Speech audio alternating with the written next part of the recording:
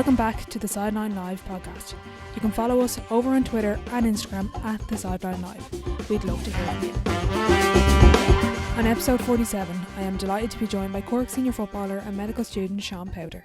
On this episode, we discuss the difference between intercounty and club football, habits, book recommendations, learning from the best players in the country, and so much more. I really enjoyed chatting with Sean, so I hope you enjoyed the episode.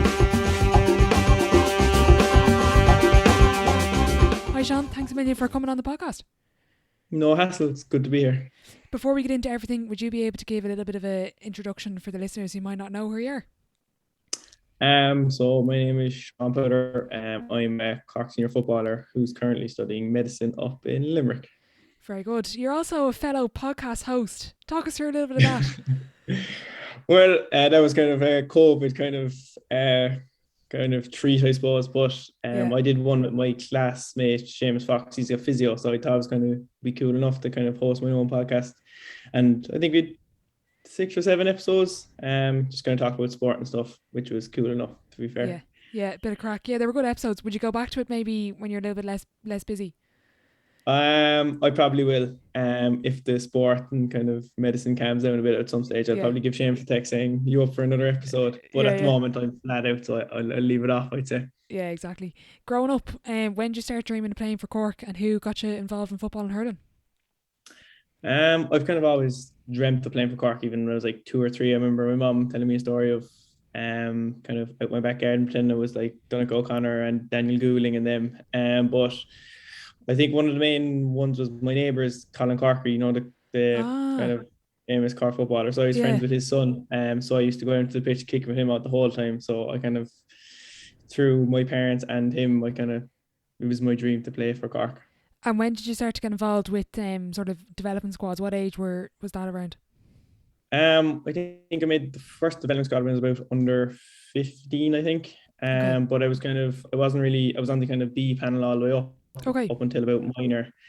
And I think like schools football actually brought me on massively. I played with Rochestown College, and we got to the current re-final where we lost to Dingle, who had like the kind of the Gainies and the Mark O'Connor now, who's over playing with Geelong, and Brian Begley, Thomas Sullivan, all kind of Kerry senior footballers. So that's kind of where I kind of got confidence in myself to play. I know I can play at that level, And it was the confidence one of the biggest reasons that held you back, maybe where you're on the B teams, or was it maybe physically or skill wise you just weren't up to the level at the time? I'd say it was a bit of kind of everything, I suppose. I didn't really back my ability until I knew I was like marking the best players and I was kind of beating them. I was like, Jesus, I'm actually as good as these players. But up until then, you'd always kind of question, Jesus, am I good enough to mark him? And without school football, I probably wouldn't be where I'm at now at the moment. Okay, very good. You got involved in the minor panels. You're a dual player, hurler and football. Talk us through that, trying to balance everything as well as Leaving Cert. It was a busy year. It was. So with minor, I think it was minor wasn't my Leaving Cert year. It was my fifth year, so it actually wasn't too bad. Okay. But I got called into the senior footballers the year I was doing my Leaving Cert. I made my debut the day before I did maths paper 2. Right. Against Tipperary. So how did the maths paper go? the maths paper went well enough, but the match we lost to Tipperary for the first time in like 60 years. So sugar. It was a great to play for Cork and make my debut at such a young age. Yeah. My mother wasn't impressed though, but yeah. What was that conversation like? Being like, oh well, the match is Monday, but sure, we match Sunday. To be fair, I don't think she had much of a choice. She kind of knew my dream was to play for Cork, and nothing was going to kind of stop me, even if it was my Leaving Cert. Yeah. What was it like going in with your heroes and making your debut and just trying to balance really everything? Because it sounds like, it does sound like a lot. It was kind of a shock to the system. The first session in, I remember I was marking Paul Kerrigan and he scored about 2-4 off me, and I was like, Jesus, my Cork career will be short-lived here. But you kind of grow into it and grow into a bit of confidence. And then I remember I was kind of like, look, I'm here now. I don't know how long I'll be here. I'll just give it a whack. And I kind of just played with a kind of free mind. And I kind of feel like that kind of helped me a lot as well. Okay, yeah. Did you sit in someone's seat in the first training session, or did you manage to avoid that? No, I didn't. To be fair, there was Owen Cadigan was in there. He was my club mate, so I Oh, sat grad. next to him, and he kind of minded me for the first 2 years I was in there. Good, But good. after that, I got close to kind of everyone. Like I'd be very friendly now with Donegal O'Connor and them now. So Very good. Yeah. And you spoke about there kind of playing with freedom and kind of that free mind. Is that something that I think maybe younger players would be overlook and try not to get too caught up in, oh, I'm playing for the Cork Senior football team and making my dream, whereas you kind of came in with that freedom that obviously didn't hold you back then, that mindset. yeah, like that would be one thing I'd say is like I remember I was listening to I think it was a Johnny Wilkinson podcast, and he Yeah. talks about like when was the best time you enjoyed sport, and it's like when you're young and you just don't care what happens. And that kind of I for the last 2 or 3 years I was kind of missing that enjoyment, and then I kind of listened to that podcast before he played Kerry in November of last year, and I kind of got that back into my game, and I kind of felt like I'm back enjoying my Mm-hmm. football again. Mm-hmm. You went to UCC and did neuroscience. For the listeners who don't know what that is, what is neuroscience? What do you actually study? You kind of study like emotions and it kind of the runnings of your brain and how your brain works. Okay. It's a kind of wishy-washy kind of subject, but it's basically about like how your nervous system controls the rest of your body, that kind of thing. Okay, yeah. You mentioned on your podcast before you learned a lot about kind of how the brain works, and one of them was like visualization. The brain doesn't know if something's imagined or actually happens. Talk us through how you use visualization maybe in the week leading up to, let's say, a match or even training sessions. I don't know if you use it for that. Yeah, like the brain doesn't know the difference between you imagining a situation and like the actual situation happening. So like before a big game, I'd always kind of visualize marking. Like if I know I'm marking a player now, I'll visualize marking that player. I'll visualize kind of scoring, and it's really weird. Like you go into a game and the exact same thing you picture happens, and you're like, Jesus, this really does work, like kind of thing. Yeah, yeah. And do you visualize something going wrong, or do you try to keep it just to the positives? I to be honest, like try and keep it to the positives, but I Okay, always have like kind of a reset, just kind of next ball. If something does go wrong, I kind of just like, right, that's done, move on, because okay. I don't think you can dwell on a mistake in the match, because the next ball will come in 10 seconds later, and you don't want two mistakes in a row. Like, Yeah. As a defender, do you find that to try keep positive and to keep your momentum that you kind of accumulate small wins? Is that something that you're conscious of? yeah, like even like say if a player's running at you and you just even turn him a small bit, you take that as it, right, that's good defending. Next ball again. Like even if he makes a run and you stop his run, like small things like that is kind of 1-0, 2-0, kind of you're counting Okay. in your head. That's I'm up 1-0 here kind of thing. But when you're in the game, it's hard to kind of think about those things. You're just thinking, right, where should I be? Where's the next ball gonna go? Where's my man? That kind of stuff. Okay, okay. And do you apart from, let's say, when something goes wrong, would you use any sort of prompts or visual aids? Like I know the Tyrone lads, some of them had, I think Conor Myler had a couple of words written on his wrist or something. Is that something you've kind of delved into at all? It has, when I came back from my hamstring, I kind of wrote how many days I was missing for the Kerry game. I think I was missing for 100.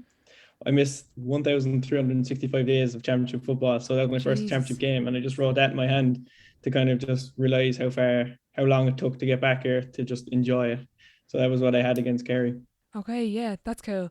Talking about your injuries, was it after the international rails? Was it you kind of had the hamstrings injuries? Yeah, so I literally just came back from the international rules, and it was the first league game down the new park, and I just went to kick a ball down the sideline against Tipperary and just kind of heard a click, Yeah, and I didn't really feel anything like that before, so I was like, Jesus, what's this kind of scenario? But then I got a scan the next day, and it kind of showed a massive hamstring tear, so I was in a bit of bother there. yeah. And what leg? That because you did both legs in the end, but what leg did it start off with? It started off with the right leg, my kicking leg, so Oh, it was, okay. yeah, that was the first kind of mechanism. And how long did it take to get back from that injury? That one took 4 months to get back for training, and then my first training session back, the exact same thing happened again. So I was back to kind of square one again. God, what's it like And when it happens again and knowing what goes into it? Is it better or worse knowing what's ahead? Oh, definitely worse. Definitely Okay. worse than knowing knowing what lies ahead of you. But I also think if I didn't get back each time, I probably wouldn't be playing, because it kind of gave you the kind of sense of what you're missing. Like if say if I was out for 2 years, I probably wouldn't have got the sense of what like playing for Cork was again, kind of I thing. know what you If mean. that makes sense. Yeah, yeah, it does. Yeah, and then you came back from both of them. Did you go to the UK for the right one, or did you wait till you did the other leg? I did the right one again, and then they were like, "Look, we don't know what's happening here." So I went over to 3 or 4 different people over in England, and they kind of sent me on a rehab program. And I went to a surgeon as well, and he was like, "Look, you can rehab it, and the option of surgery will always be there." So we kind of felt, let's try and rehab it again, and Yeah, then we got the right leg perfect, and then the left one went. yeah. Is there a reason why you kept doing it? Is there like actual physical reason, or was it just stroke of bad luck?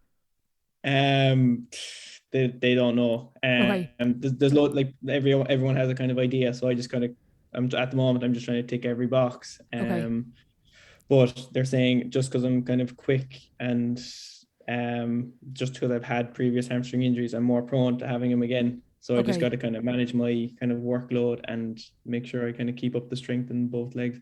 How did you find the motivation side of things? Because I'm at the tail end of a very long injury, 2 years out, and the loneliness is something that you don't really think of at the beginning, and going to the gym by yourself and you're so used to the team environment. I know back training, but it's so shit until because you're by yourself. How did you find that experience? Um, Initially, like the first injury was actually okay, because it's kind of like a new kind of, You were I'm injured here. excited by having a Yeah, break, you're was kind it? of excited to Yeah. kind of see. It's a new scenario. You're like, geez, what's this kind of thing? But when it Yeah. came fifth, sixth, seventh time, you're like, fuck this. Like, Yeah. Yeah. but like you do spend a lot of time in your own head, and I don't think Mm. people who haven't been injured understand what it's like to be injured. Yeah. Like you go from playing with 40 lads to you and the physio, for 3 times a week, 1 hour a week, and then like, to be fair, the man, like when you're injured, no one really gives a shit about you. Yeah. It's kind of the bog basic way of putting it. Yeah. Yeah. It's Luke Keeney was saying, if you don't train in the GA, you're nobody, and it's true. And do you know what? I felt that as well, and it's really hard. And I found when you're trying to set new goals, like you're so used to playing well, getting a starting spot, and then win matches. But when you're injured, it's like a whole different level of goals. You're trying to hit like a certain squat or like certain weight. Yeah. How did you set yourself little goals along the way? Yeah. I To be fair, I was lucky to have Johnny Holland, the Munster former rugby player, who he had to retire with hamstring injuries, and I was chatting to him. I was like, "How did you kind of stay positive with everything?" And he was just like, "I just set small goals for myself." So with him, I kind of work with like body fat, kind of like with every kind of gym session, I try to like up it, like even 2.5 kg, try and build it up every time. And I think if you focus on kind of the process rather than, okay, 3 months down the line, I'll be back. If you just focus on kind of next Tuesday or next Thursday, it's a lot easier, but it's Yeah. still bloody hard. Like, Yeah, absolutely. I think he was the one that said, give it one more crack, because you were going to pack it in at one stage for football, were you? yeah, I've had that conversation a few times now with Johnny and with my parents, and I actually had the conversation again this year when I did it. I did it in the league game this year in Ennis, Oh, and I sugar. was, after the game, I was like, look, I was telling the Brian O'Connell, the physio, I was like, look, I'm done here, Brian. And he's like, look, how would you feel in a couple of months when you're going into Clarny, watching the lads, like, and you had an opportunity to get it right? How would you feel? And I was like, okay, fair enough. Yeah, I'll give it yeah, one more whack here. yeah, yeah. Oh, I've had that conversation a few times as well. It's not nice, and I find it hard. I don't know if you did, but you get jealous of the people, whether it's your teammates or even I watch random teams and I'm like, what? Like I get so jealous of players. I don't even know Yeah. them. It's like because they can play and you can't, and it's really shite sitting on the sideline. But do you feel like, but through your injury, is there any particular lesson you've learned from sport or from injury? Um, I kind of focused on other aspects of life as well. Like, spent more time with my friends, and they kind of started coaching with Douglas GA Club as well.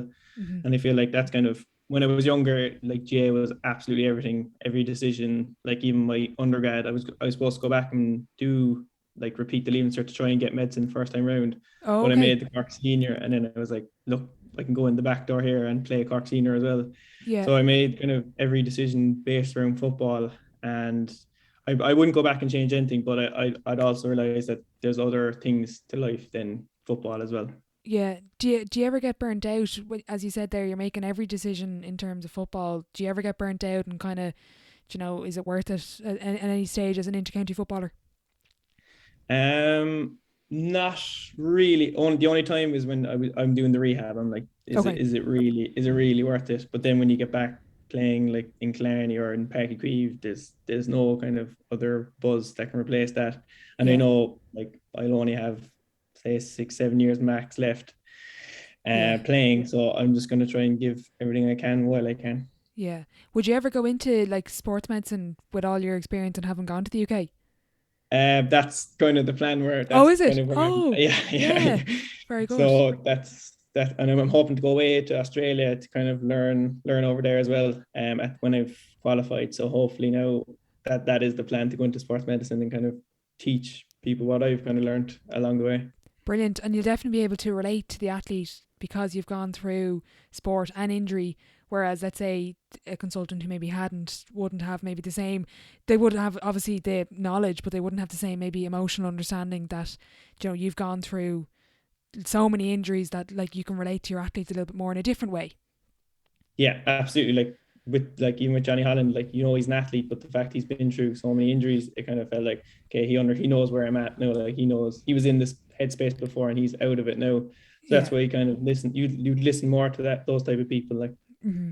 Speaking of Australia, you were selected as part of the 2017 International Rules team. Talk us through that. What was that experience like, and getting to go with some of the top intercounty players and I guess see them? Normally you obviously wouldn't see the likes of the Donegal lads at every day, but what did you pick up maybe from that experience? It was kind of, I was only 19 at the time, so I didn't really kind of register how cool and class it was at the time. But I just remember I was marking for training games. I was marking Conor McManus for 67-minute games, and marking him, you can't replicate marking the best forward in the country. But it was over in Australia. It was just you got to live like a professional athlete for 2.5 weeks, and it kind of gave you a sense of what, if the GA did go professional, what it would be like. And I would love to see. Well, I don't think I'll see it in my time anyway, but I'd love to see it go professional and kind of give it back. How did you find Conor McManus? What made him so difficult to mark? What makes him really special? His runs, he'd make a run. He wouldn't make just one run. He'd make one run to make space for himself and then go back into that space, or he'd make a run to make space for Michael Murphy in full forward and then come off the loop. It's hard to describe, but he'd get a yard of space and he'd just shoot. You couldn't even give him a yard of space, which and then you just bring it back to club level then, and kind of, I felt like that did bring me on massively with Cork then, because I kind of knew this is what the best forward is doing. So as a defender, I know what I need to do. Is he one of the most intelligent players you played against, or is there someone else that's kind of stood out for you? He would probably be him or Michael Murphy. The two of them were just kind of, their attention to detail was just a different level. I remember Michael Murphy was talking, there was one session before we played Australia the first game, and he put up a clip of their fullback trying to catch a ball, and he was like, look, this is what I'm going to do. I'm going to run into him with my chest and then back. And I remember I think it was third or fourth ball in, he did exactly that, and we got a point off it. And it's just okay, this fella knows his shit. That's class. And just seeing that level of detail, was there much in terms of the training and preparation? Obviously the squad, you went to Australia for 2.5 weeks, but what was that training like and being over there? And did you do much video, and how did you find getting used to the different rules? I know it's a combination of both. Thankfully you still had the round ball. I don't know if the AFL ball would have suited the GA lads. No, it was a bit weird. At the time, the first game was a lot the referees didn't have the kind of same understanding. The Irish referee didn't really have the same understanding as rules as the Australian referee, so we got the referee with Australia let a lot more go than the Irish referee. Like I'm used to kind of taking on my man and kind of sidestepping, but the minute you try and sidestep, you're getting absolutely creamed. Like, so I learned fairly quickly that wasn't going to do. Like, but it was enjoyable. Like, I remember, like, after each quarter, you'd come in and do a quick video analysis session, which was quite cool. Like, they were wow. Look, this is where we're kind of gonna need to work on, which is very cool. And I wonder, is it a kind of thing for GA in the future? Yeah, potentially. Yeah. Well, how did you find the having multiple referees? Do you think that's something that the GAA should look at going forward? As a defender, oh no, yeah. I'm asking the wrong person here. As a defender, no, but probably for rules' sake, it would be a lot more beneficial, and you'd see a lot more kind of kicking and open play. But as a defender who likes kind of to be very tight, no, I wouldn't like to see a referee more than one referee. Yeah. How do you find the mark as a defender? What do you think of that rule change? I think it makes defending a lot more difficult, because you can't really mark from behind anymore, or you can't really mark from the side. You're either out in front, and even if they do kick it over you, there's a mark. They have the opportunity to have a mark, so it is a lot more difficult for defenders. But it is working. There is a lot more kicking going on, and I think teams are looking to utilize the mark, which I think that's what it was brought in for. So it's kind of serving its purpose, but it is making defending a lot harder. So would you like to see the mark go as a defender? Yeah, 100%. Yeah. Okay. Fair enough. Yeah, I'm not sure about it. It's I thought the I was actually really skeptical of the midfield mark at the beginning, and I was like, that's terrible. That's not gonna work. Worked really well in the end. I think we might need another year of the attacking mark just to kind of see how it goes. But kind of looking towards football. I suppose with the Cork team last year, you beat Kerry. Talk us through that. I know you spoke a little bit about previously about the papers and kind of word of mouth. You know, they were already looking ahead to Dublin, and they had, you know, you spoke before that they were kind of playing towards that style. As an intercounty footballer, do you look at, let's say, leading up to a match, if you hear, oh, geez, you know, Kerry are going to abolish Cork, is that something that plays into your motivation a little bit? 100%. Like, you're gonna, if people are gonna kind of doubt you, you're gonna be like, right, I'll kind of show you and up yours kind of thing. We kind of knew the minute, I think they made, just before the game, they replaced Stephen O'Brien with Brian Begley, who's an out and out cornerback. Like, and it was a kind of like, right, they're planning for Dublin here. Let's show them that we're here for a fight. Like, and I think we did that last year, but we kind of let ourselves down this year then. Yeah, a little bit. How did you find not having fans last year and getting them back in this year? Does it actually have much of an effect on a game? And I suppose going back to even before COVID, is that something that would have maybe factored into a game at all? When you're in the game, you don't really notice. When there was no fans, you didn't really notice it. But when we played down in Killarney, you'd notice there was a kind of, okay, there was a bigger excitement, like when you turn over a ball and you'd hear people roaring, or you'd score a goal. Like, it does that. You'd miss it. Like, you'd miss it when you get it back, if that makes sense. Yeah, I know what you mean. And as an intercounty footballer with college and other things going on, how do you find discipline, and how to, like, you're missing out on, let's say, socialising, you have to eat really well, sleep really well. How do you find the discipline of being an intercounty footballer, but the freedom of being a college student and enjoying yourself? It is extremely difficult. When you're living in, like, all my housemates now are they're all in my class, and they're all kind of college students now, so they're all having fun at the moment. And I'm in the middle of club championship, so like when I have to, I just go home to Cork and sleep at Cork, and then come back up in the morning. Oh, right. But I kind of learn, you kind of have to learn how to say no to things, and just learn how to say, just kind of, how do I say it? You have to put yourself first and kind of put your priorities, saying, is football, do I actually want to win with Cork, or do I want to go out and socialise with my friends for the week? And I think at the moment my priorities is Cork and Douglas and football. Mm-hmm. Were you always this motivated and disciplined, or is that something you had to maybe work on? No, to be fair, I was probably too, I was on the other side of it. I was probably too disciplined. I kind of, okay. everything was kind of geared around football, and I wouldn't even go to, like, say if it was a week before championship, I wouldn't even go out to see my friend's birthday party or anything. It was kind of right after championship in a week. That's it. All my decisions were based on championship. Like, for my first 2 years of intercounty, I didn't even eat a piece of chocolate. Like, Oh wow. so it was Jesus. I was on the other edge of the spectrum, like. Right. But now, I like, even with the injury, I think that did help kind of find the balance between enjoying life and enjoying football. Okay, right. That's mad even about the chocolate. Do you think that kind of, were you trying to nearly with that get a mental edge, be like, do you know, like those little small things like not eating chocolate, let's say, or like not going out a week before championship, was that nearly to get as well as a physical advantage, like a mental kind of one up on your opponent? Yeah, 100%. Like when I went into those games, I was like, "There's no way you've prepared more than me," kind of thing. Okay. While now I'm kind of going in knowing I've my head's in a good place and my body's in a good place, rather than kind of scared of. I was kind of scared of not doing everything right. Well, now I'm Okay. kind of enjoying it, Yeah, if that makes sense. I know what you mean. I'm interested to hear, I've asked a couple of people now on the podcast, but from your academic and sporting background, is football more physical or mental? I would say a lot. I'd say more mental, to be honest. Okay. Um, I like you like, I was remember for that Kerry game, I was only back 2 weeks and I was so unfit. Like, but I remember I constantly during the week I was like, I'm going to play 70 minutes.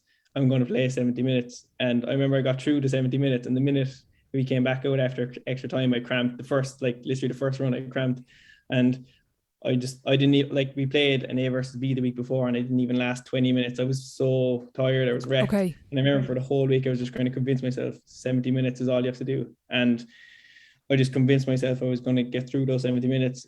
And I think it is, like, it's a lot more mental than people actually give it credit for. Okay, interesting. And do you think that's something that we maybe overlook, maybe as players? And is there anything in particular, like you said, even there, just that positive affirmation of just last 70 minutes, last 70 minutes? Yeah, like I do.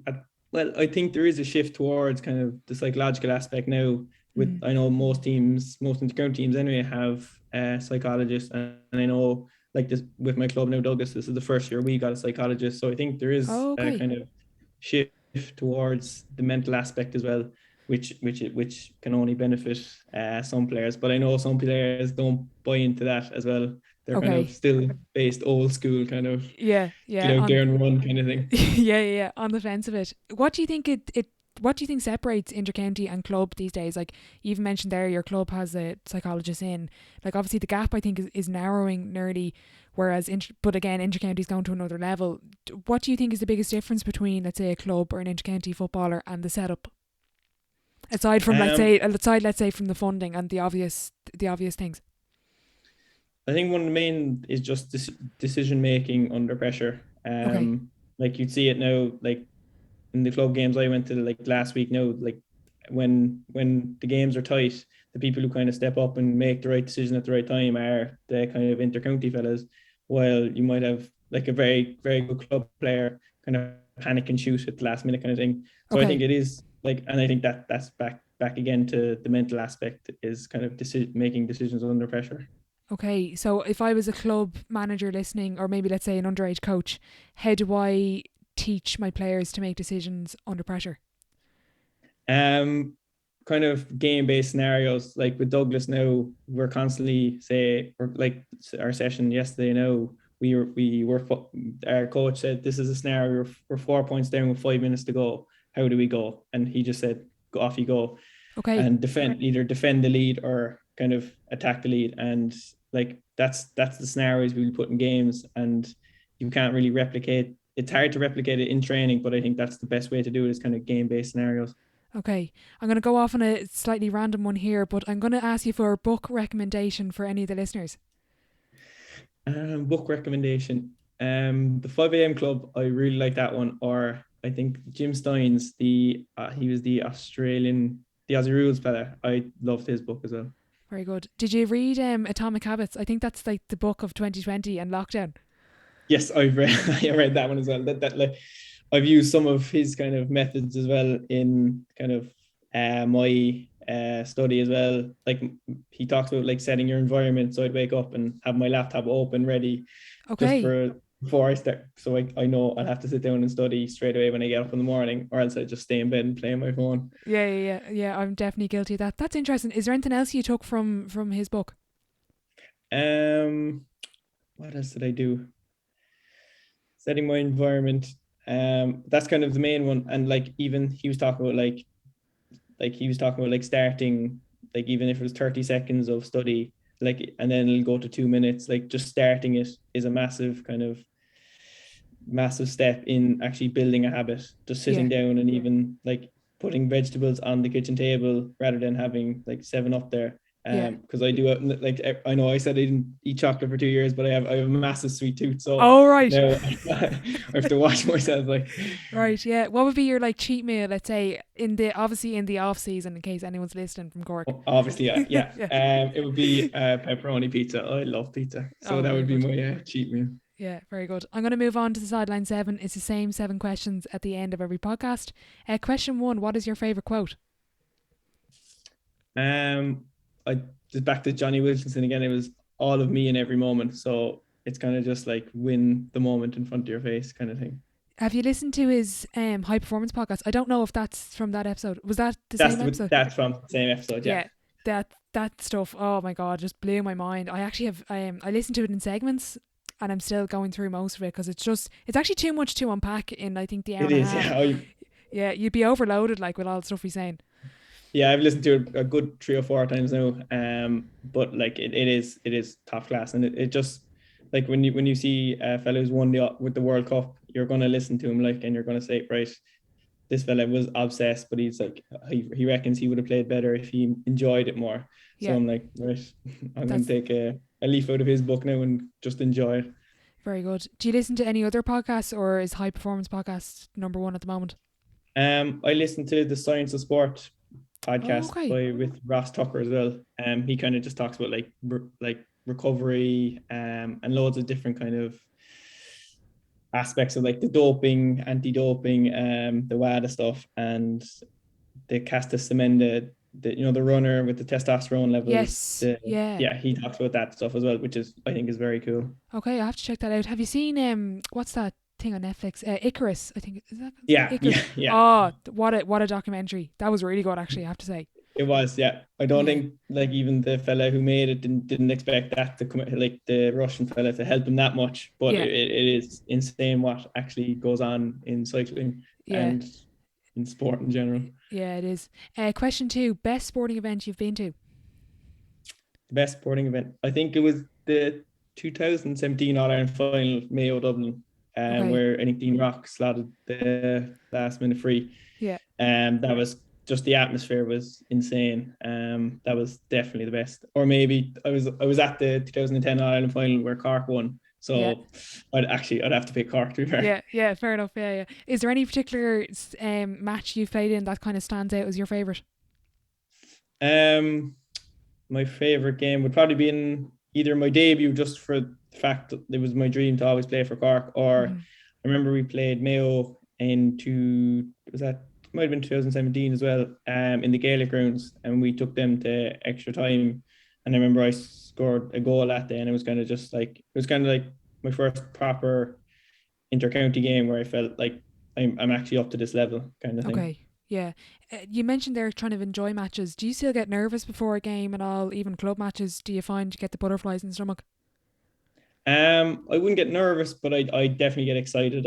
We've championship now on Saturday, and I'm excited now. I just can't wait to kind of play, because like I've missed so much already, and I just can't wait to like enjoy and play a match now. Yeah, I know what you mean. Question 3: biggest setback or challenge so far in your career? I think I already know the answer to this one. Yeah, definitely the injuries. But like it has helped me in my life, and I feel like I've got a lot of like resilience and kind of determination from that, and I felt like I've helped other players who've had like bad hamstring injuries as well. So I feel like it happened for a reason, and I feel like I'm kind of over it now, hopefully. Mm-hmm. What advice would you give the lads that are going through injury, let's say a hamstring or something else? Just the only advice really would just keep at it. I feel like if if you keep at something, it will get right up. Like, I know some medical people might disagree, but I genuinely think if you keep at it, it will get right, especially with hamstrings and like sports injuries. If you just do the work, it will get right. And sometimes less is more, is what I was told. Okay. Your biggest achievement on or off the pitch? My biggest achievement would probably have been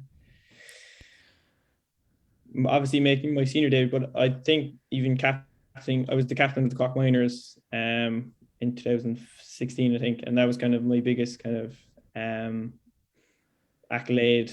And even this year now, I'm the captain of the Douglas Seniors, Douglas Senior footballers, which is massive because like you're playing with your best friends. Like, so when you're like captaining your best friends, there's not much better than that, I think. Yeah. What are your pre-game speeches like? Oh, I wouldn't be one for speeches now. I'd be more just, I'll do my talking on the pitch kind of thing. But I'd leave my speeches to Kevin Flav now. He loves talking, so I'd leave it to him. Okay. Out of interest, why do you think they made you captain at the minor age group and this year? Is there any particular reason why you think, they kind of look to you as a leader of the team? Maybe because like when going gets tough, I kind of like love. I love when the going gets tough and kind of wanting the ball and wanting to make stuff happen. Well, some people kind of go into their shell. I'd be like, right, let's give it a crack here and let's see what I can make happen. And I feel like I've done that in a few situations, and they've hopefully taken notice of that and kind of saw that as a kind of good quality. Okay, interesting. Looking back, what advice would you give your 18-year-old self? Definitely enjoy it more because it flies. Like I'm going into my 7th year now with Cork, and it only feels like yesterday when Kerrigan was running around me for 2-4. Like it flies, and I just say enjoy it while you can. Brilliant. Dream dinner guest and why? And you can open up the table to a few people here.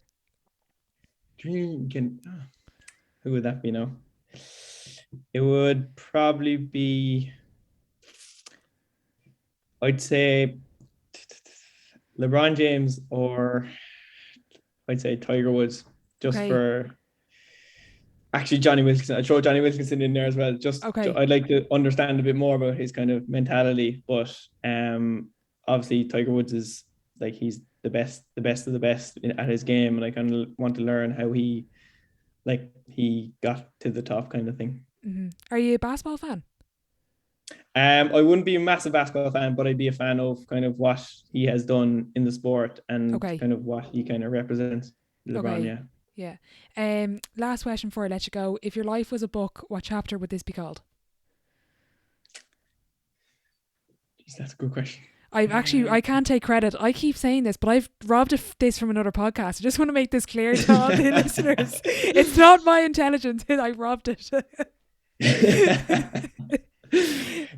What chapter would this be called? I'm going to say the redemption, maybe, from the injury, because I kind of feel like I have to prove myself again because I've been out for so long. It's kind of, I'm back to I feel like I'm kind of back to the start of my Cork career now again, going to prove myself, especially with like a new manager coming in this year. It kind of feels like, right, we're back to square one here, which like that kind of excites me. It's just a new challenge, but maybe the redemption, I suppose. Very good. Look, Sean, thanks a million for your time. I know you're a busy man. I just want to wish you the very best of luck on and off the pitch with everything, and thanks again. Thanks a million, Laura. A massive thank you to Sean for joining me today. I just want to wish him the very best of luck both on and off the pitch. If you did enjoy the episode, I'd really appreciate if you could leave a rating and a review over on Apple Podcasts, as it does help the show grow. Please do check out thesidelinelive.com for more content. There is a new blog with articles coming from coaches and players with some really cool content on the way. As always, thanks for listening, and I'll catch you in the next one.